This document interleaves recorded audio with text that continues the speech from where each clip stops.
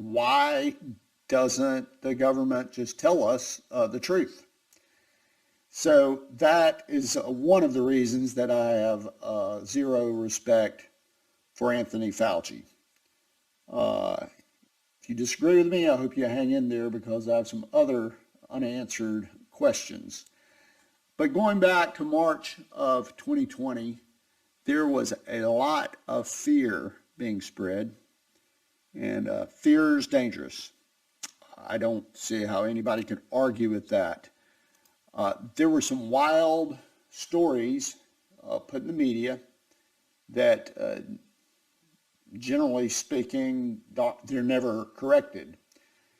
For example, there's a lot of examples of this, but I'm just going to share one. This is from a person named Molly Jong Fast. She is a writer.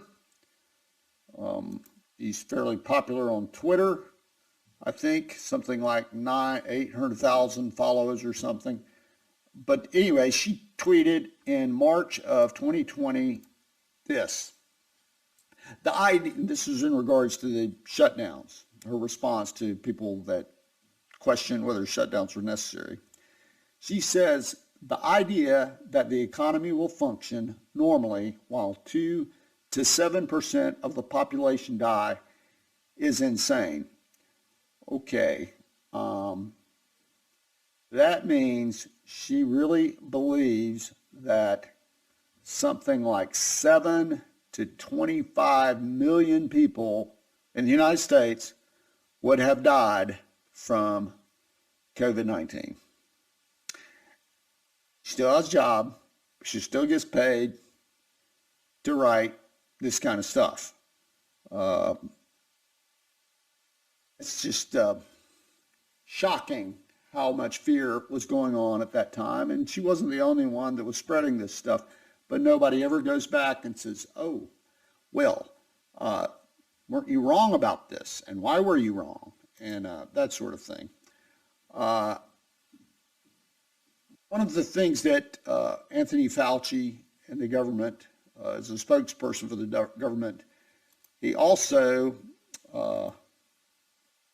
made the comment that, or discussed this in Congress, the case mortality rate.